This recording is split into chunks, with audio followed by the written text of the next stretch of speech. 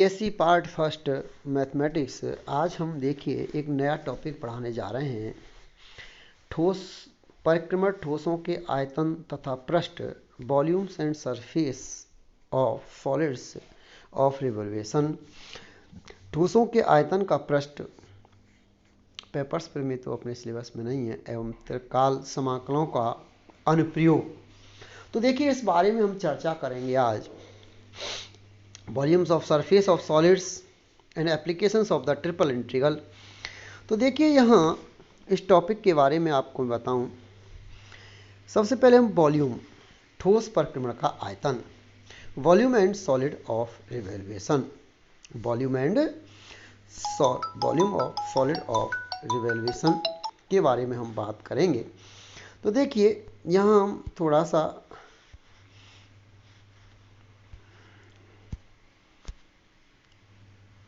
बात करें तो यदि वक्र y equal to f x, इसके बारे में थोड़ी सी जानकारी करें डेफिनेशन के बारे में, क्योंकि हम ट्रिपल इंटीग्रेशन पढ़ चुके हैं। तो x अक्ष एवं कोटियों x equal to a x equal to b के मध्य घिरा हुआ क्षेत्रफल है। x अक्ष के परिक्रमा करता है, अबाउट x एक्सिस परिक्रमा करता है। तो परिक्रमण ठोस का यानी सॉलिड का जो आयतन होगा, वॉल्यूम, इस प्रकार हम इंटीग्रेट करते हैं कि integration a to b limit है pi y square d x, pi y square d x, जहाँ एफ एक्स अंतराल ए बी में एक सीमित एवं एक मानीय तथा सतत फलन है तथा घूर्णन अक्ष अर्थात एक्स अक्ष को अंतराल ए बी में नहीं काटता है। If the area bounded by the curve y equal to f x, x axes and the ordinates x equal to a x equal to b revolves about x axis, the volume of the solid generated is given by integration a to b pi y square. It being given that fx is finite, single valued and continuous in interval ab, y equal to fx does not cross the x axis in the internal. तो देखिए माना कि अभी हम diagram बना दिया, x y axes में diagram है, एक कर्व है। कर्व को आप एक्स एक्सेज के अबाउट रिवॉल्व कर दीजिए। तो रिवॉल्व कर देंगे तो एक आपका कर्व इधर बन जाएगा और इस तरह का डब्लू टाइप का बन जाएगा एक्स वाई एक्सेज पर। तो y equal to f x ये फंक्शन ले लिया गया है, इस पर पॉइंट ले लिए गए हैं, कोई भी पॉइंट डेल एक्स मान लिया गया है और दो पॉइंट्स हैं पी और आर और एम एन, इनके थ्रू वो आपका छोटा सा वॉल्यूम कंसिडर कर लिया है। माना कि वक्र ए बी का समीकरण y equal to f x है। ये कोई वक्र है जिसका आपका समीकरण y equal to f x है। वक्र को तो पहले हम खींच लेते हैं और उस वक्र को हम एक्स एक्सेज के अबाउट रिवॉल्व करते हैं। तो वक्र को जब हम एक्स एक्सेज के अबाउट रिवॉल्व करते हैं तब ठोस का परिक्रमण जनित होता है और ये दिया हुआ है, उसको मान लेते हैं हम यहाँ पर। तो AD तथा BC क्रमशः x इक्वल टू a तथा x इक्वल टू b की कोटियाँ हैं। x इक्वल टू a और x इक्वल टू b, जब उसको हमने दोनों कॉर्नर हैं ए और बी, उनसे हमने परपेंडिकुलर डाल दिया एक्स एक्सिस पर, तो ये दो कोटियाँ इसमें आ जाती हैं। तो वक्र पर कोई भी बिंदु हम पी एक्स वाई ले लेते हैं। वक्र पर कोई बिंदु हमने पी एक्स वाई ले लिया और मान लो इस कोटि की पी एम है, इसकी कोटि क्या हुई, पी एम हुई। तो पुनः वक्र पर पी के अति निकट एक दूसरा बिंदु q x plus del x y plus del y ले लिया और माना कि इसकी कोटि क्यू है। अब दोनों का अंतर डेल एक्स हो जाएगा। तो देखिए क्षेत्रफल की दृष्टि से हम देखें तो ए पी एम डी और दूसरा ए क्यू एन डी द्वारा एक्स अक्ष के सापेक्ष परिक्रमण ठोस के आयतन क्रमशः वी तथा बी प्लस डेल एक्स हैं। तो स्पष्ट है। तो इसमें जो पी आपका जो p s q n m जो बना, इसका द्वारा एक्स अक्ष पर जो परिक्रमण ठोस है उसका आयतन डेल वी होगा।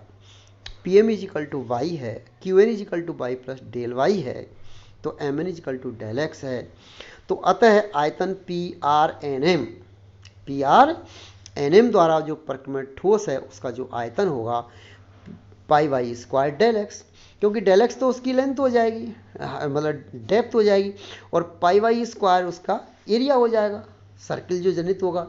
तो इसलिए ये बेलन के हिसाब से उसको पाई वाई स्क्वायर डेल एक्स, जो पाई आर स्क्वायर एच होता है बेलन का वॉल्यूम, उसके हिसाब से लिया गया है। तथा आयत एस क्यू एन एम द्वारा परिक्रमण ठोस का बाई पाई इंटू, तो बाई की जगह पे बाई प्लस डेल वाई का होल स्क्वायर डेल एक्स आ जाएगा। तो यहाँ ये स्पष्ट है कि क्षेत्रफल पी क्यू एन एम द्वारा परिक्रमित ठोस का आयतन अर्थात डेल वी इन दोनों आयतनों का अंतर होगा। तो इन दोनों आयतनों के मध्य स्थित है, तो अंतर भी निकाल सकते हैं। अब हम उसको तुलना कर देते हैं कि pi y square del x less than del v less than pi into y plus del y का होल स्क्वायर डेल एक्स। तो pi y square del v upon del x divide कर देते हैं, less than pi into y plus del y का whole square. अब हम limit लेते हैं del x tends to zero, तो डेल वाई टेंस टू भी जीरो होगा, इसलिए इसमें लिमिट रख दी। तो pi y square less than limit del x tends to zero del v upon del x less than pi y square. तो pi y square less than d v upon d x less than pi y square d v upon d s is equal to pi y square.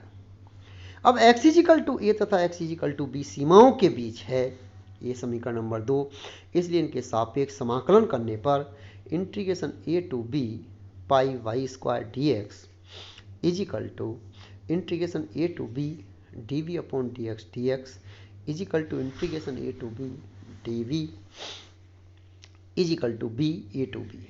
तो b का मान x equal to जब b है minus b का मान जब x equal to a है, equal to वक्र के साथ चाप जो ए वी दिया हुआ है x अक्ष एवं उसकी जो कोटियां हैं x इजिकल टू a तथा x इजिकल टू b से घिरे हुए क्षेत्रफल द्वारा x अक्ष के सापेक्ष परिक्रमण ठोस का आयतन, यही हमको सिद्ध करना था। रिमार्क्स हैं इसमें कुछ कि उपयुक्त प्रमेय के परिणाम को हम उन परिक्रमण ठोसों का आयतन ज्ञात करने के लिए रूपांतरित किया जा सकता है जिसकी घूर्णन अक्ष एक्सेज ऑफ रोटेशंस एक्स अक्ष के अतिरिक्त कोई अन्य रेखा हो, अर्थात वक्र का समीकरण किसी अन्य रूप में दिया गया हो। दूसरी बात, यदि वक्र x equal to f y तथा वाई अक्ष एवं भुजों वाई इजिकल टू सी से डी यानी एफ साइज का दिए हुए हैं तो के मध्य घिरा हुआ क्षेत्रफल है, तो यानी वाई अक्ष के सापेक्ष आपने रिवॉल्व किया है, तो इसका हो जाएगा integration volume b equal to integration c to d pi x square d y. वहाँ पर क्या था pi y square d x, तो यहाँ pi x square d y हो जाएगा। नंबर 2, यदि वक्र का समीकरण ध्रुवीय रूप में दिया हुआ हो अर्थात r equal to f theta हो और यदि वक्र प्रारंभिक रेखा इनिशियल लाइन के सापेक्ष परिक्रमा करे, तब इस प्रकार जनित ठोस का जो आयतन होगा वो integration a to v pi y square d x equal to integration alpha to beta pi y square d x upon d theta. तो डी थीटा के कारण रख दिया, d x upon d theta की वैल्यू रख देते हैं हम, थीटा इजिकल टू अल्फा है, एक्स इजिकल टू ए है, थीटा इजिकल टू बीटा है, जब एक्स इजिकल टू बी है लिमिट चेंज हो जाएंगी और हम जानते हैं x equal to r cos theta y equal to r sine theta होता है। तो इसलिए इसको चेंज करके हम t x equal to r sine theta d theta minus ले लेंगे, तो यहाँ पर लिखेंगे आयतन v equal to integration alpha to beta pi r sine theta का whole square d upon d theta r cos theta d theta. Number 3, यदि parametric form दी हुई हो, यदि वक्र का समीकरण प्राचालिक रूप जब पैरामीट्रिक फॉर्म्स में दिया हुआ हो अर्थात x equal to f t y equal to phi t, तो वक्र x अक्ष एवं कोटियों x इजिकल टू ए से x इजिकल टू बी के घिरे हुए क्षेत्रफल को x अक्ष के सापेक्ष ठोस परिक्रमण का आयतन निम्न प्रकार हम कैलकुलेट करेंगे कि integration a to b pi y square d x equal to integration m to n limit है pi y square d x upon d t ले देंगे इंटू डी टी। तो pi y square d x equal to pi की जगह पे phi t का square और d x upon d t x equal to f t इसलिए f dash t d t t equal to M जब x equal to a है, T equal to N जब x equal to b है। और यदि वक्र A B निर्देशीय अक्षों के अलावा किसी अन्य रेखा के सापेक्ष परिक्रमण करता है तो परिक्रमण ठोस का आयतन फिर भी कैलकुलेट किया जा सकता है, जहाँ ओ घूर्णन अक्ष ओ ई पर एक स्थिर बिंदु तथा पी एल वक्र पर किसी बिंदु पी के सापेक्ष घूर्णन अक्ष पर लंब है, डायग्राम में दिया हुआ है उसके हिसाब से। इसलिए integration volume b equal to integration o c to o d pi p l का square d of o l, square कर ले लेंगे लेंथ क्योंकि हमको ये लेंथ चाहिए।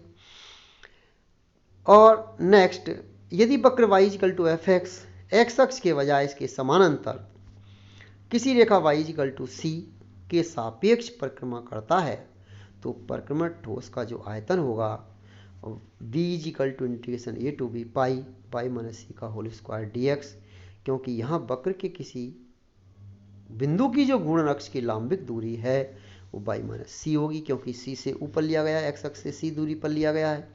और यदि वक्र x equal to f y है तो y अक्ष के बजाय इसके समानांतर किसी रेखा x इक्वल टू a के सापेक्ष परिक्रमा करता है तो परिक्रमण ठोस का जो आयतन होगा integration c to d pi into x minus a का होल स्क्वायर डी वाई होगा। अब देखिए कुछ हम इसके एग्जाम्पल्स पर बात करेंगे कल।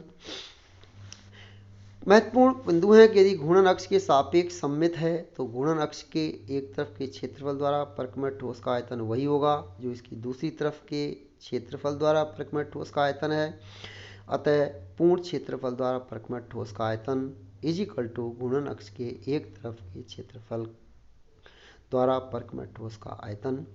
यदि वक्र किसी एक रेखा के सापेक्ष सममित है और वह एक दूसरी रेखा जो कि पहली रेखा की लंबवत है के सापेक्ष परिक्रमा करता है तब परिक्रमण ठोस का आयतन इज इक्वल टू 2 इंटू पहली रेखा के एक तरफ के क्षेत्रफल द्वारा परिक्रमण ठोस का आयतन।